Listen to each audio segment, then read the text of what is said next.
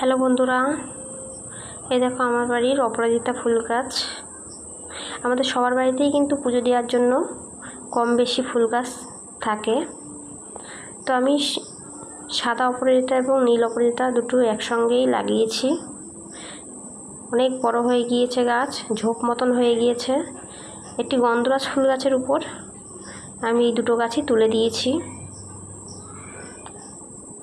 তো অনেক ফুলই ফোটে, কিন্তু সকালবেলা সব ফুল চুরি হয়ে যায়, জানো তো বন্ধুরা, পাওয়া যায় না। এই দু একটা যা ফুল থাকে ওই আমি নিজের পুজোর জন্য তুলে নিই, নাহলে ভীষণ ফুল ফোটে, প্রচুর ফুল ফোটে, কিন্তু সকালবেলা হলে আর চোখে দেখা যায় না। আর এই দেখো, এই ফুল গাছটির নাম কি তোমরা কেউ জানো? জানলে কিন্তু অবশ্যই কমেন্ট করো, কারা কারা জানো জানিও। আর এটা হচ্ছে অ্যালামন্ডা ফুল গাছ, হলুদ অ্যালামন্ডা। এটি ডাল ভেঙে তার থেকে তৈরি করা গাছ।